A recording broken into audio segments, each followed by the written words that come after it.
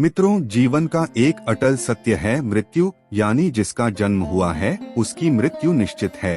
पृथ्वी पर आए हर एक जीव को इस लोक को छोड़कर जाना पड़ता है। क्या आप जानते हैं मरने के बाद आत्मा का क्या होता है, या मृत्यु के 24 घंटे के बाद आत्मा अपने घर वापस क्यों आती है और वह कितने दिनों तक अपने घर में रहती है? अगर नहीं जानते तो मैं आपको बता दूं, इन सभी सवालों का जवाब गरुड़ पुराण में विस्तार से बताया गया है और आज की इस वीडियो में हम आपको यही बताने जा रहे हैं। नमस्कार दोस्तों, देव वचन चैनल पर आप सभी का स्वागत है। अगर आप भी भगवान श्री राम के भक्त हैं तो कमेंट में जय श्री राम जरूर लिखें। तो चलिए शुरू करते हैं आज की प्रस्तुति। गरुड़ पुराण में बताया गया है कि जब किसी व्यक्ति की मृत्यु हो जाती है तो यमराज के यमदूत उसे अपने साथ यमलोक ले जाते हैं। यहाँ उसके अच्छे बुरे कर्मों का हिसाब किताब किया जाता है और फिर 24 घंटे के अंदर यमदूत उस प्राणी की आत्मा को उसके घर छोड़ देते हैं। यमदूत द्वारा आत्मा को वापस छोड़ देने के बाद मृतक की आत्मा अपने रिश्तेदारों के बीच भटकती रहती है और अपने रिश्तेदारों को पुकारती रहती है, लेकिन उसकी आवाज कोई नहीं सुन पाता। यह देखकर मृत व्यक्ति की आत्मा बेचैन हो जाती है और जोर जोर से रोने लगती है। इसके बाद आत्मा अपने शरीर के अंदर प्रवेश करने की कोशिश करती है, लेकिन यमदूत के प्रतिबंध के कारण वह मृत शरीर में भी प्रवेश नहीं कर पाती है और उसके शरीर का भी अंतिम संस्कार हो चुका होता है। इसके अलावा गरुड़ पुराण की माने तो जब यमदूत आत्मा को उसके परिजनों के पास छोड़ जाते हैं तो उस समय उस आत्मा में इतनी ताकत नहीं होती कि वह यमलोक का सफर तय कर सके। गरुड़ पुराण के अनुसार किसी भी मनुष्य की मृत्यु के बाद 10 दिनों तक जो पिंडदान किया जाता है उससे मृतक आत्मा के अलग अलग अंगों का निर्माण होता है और 11वें और 12वें दिन जो पिंडदान किया जाता है उससे मृत व्यक्ति के मांस और त्वचा का निर्माण होता है और जब 13वें दिन 13वीं किया जाता है तो उस दिन मृतक के नाम का जो पिंडदान किया जाता है उसी से ही वो यमलोक तक का सफर तय करते हैं। यानी कि मृत्यु के बाद मृतक के नाम पर जो पिंडदान किया जाता है उससे ही आत्मा को मृत्युलोक से यमलोक तक यात्रा करने की शक्ति मिलती है। इसीलिए गरुड़ पुराण में बताया गया है कि जब किसी व्यक्ति की मृत्यु होती है तो उसकी आत्मा 13 दिनों तक अपने रिश्तेदारों के पास घर में भटकती है और उसके बाद आत्मा मृत्युलोक से यमलोक की ओर प्रस्थान करती है, जिसे पूरा करने में उसे 12 महीने यानी 1 साल लग जाते हैं। और मित्रों, गरुड़ पुराण के अनुसार मृतक के नाम पर 13 दिन तक किया गया पिंडदान उसके 1 साल के भोजन के बराबर होता है।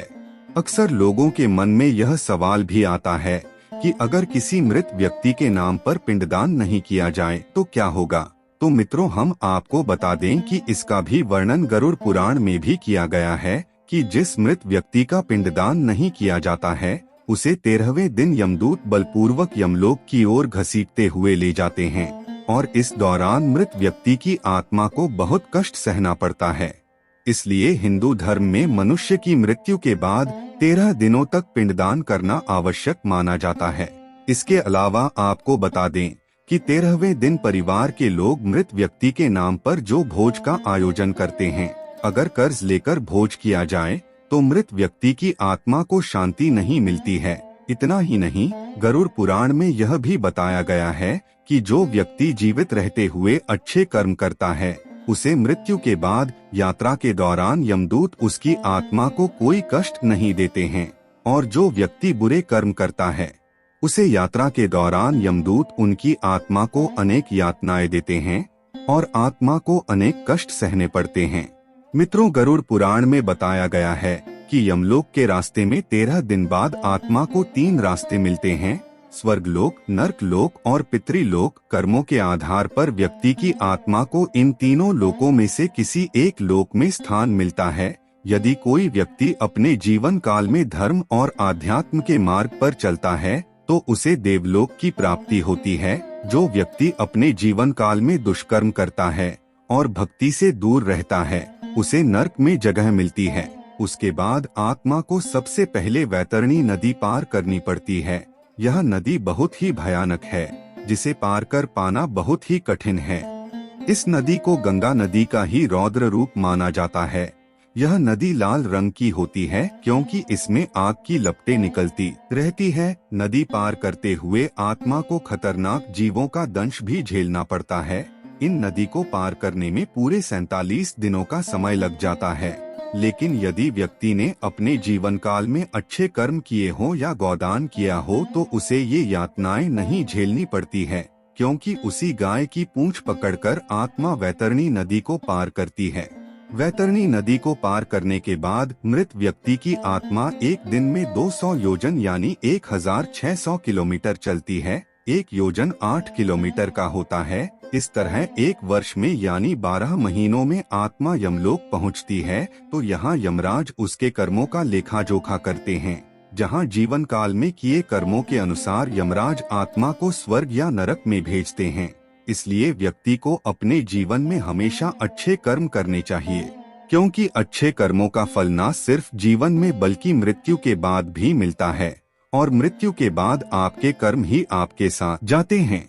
कहा जाता है कि जिन लोगों के कर्म और आचरण अच्छे होते हैं, अर्थात जो अपने जीवन काल में अच्छा कार्य करते हैं, जो किसी को पीड़ा नहीं देते, किसी के साथ कटु शब्द का उपयोग नहीं करते, उन्हें ज्यादा पीड़ा और कष्ट का सामना नहीं करना पड़ता। और जिनके कर्म और आचरण बुरे हैं, अर्थात जो लोगों के साथ बुरे तरीके से पेश आते हैं, लोगों को परेशान करना उनके व्यवहार का एक हिस्सा होता है, उन्हें बहुत ही कष्ट और पीड़ा सहन करना पड़ता है।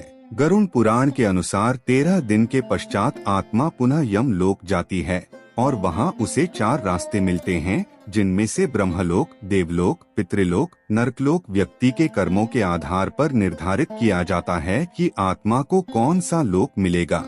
गरुड़ पुराण के अनुसार ब्रह्मलोक उसे मिलता है जिसने कठोर तपस्या और त्याग से मोक्ष को प्राप्त किया हो। वही दूसरी तरफ देवलोक उन्हें मिलता है जो अच्छे आचरण और नेक कर्म किया हो। यहाँ आने वाली आत्मा कुछ दिन यहाँ रहने के बाद फिर से मनुष्य योनि में जन्म लेते हैं। वही पितृलोक में पवित्र और पुण्य आत्माओं को स्थान मिलता है, वो यहाँ अपने पितरों से मिलते हैं और कुछ वक्त या व्यतीत करके फिर से मनुष्य योनि में जन्म लेते हैं। जबकि नरकलोक में उन आत्माओं को स्थान मिलता है जिन्होंने अपने पूरे जीवन काल में छल कपट धोखा अर्थात बुरे से बुरे कर्म में लिप्त रहे हों। इन्हें यहाँ कुछ वक्त रहने के बाद उनके कर्मों के हिसाब से अलग अलग योनि में जन्म मिलता है। मित्रों, यह तो हम सभी जानते हैं कि मृत्यु लोक पर जन्म लेने वाला कोई भी प्राणी अमर नहीं होता, अर्थात उसे एक ना एक दिन मरना ही होता है।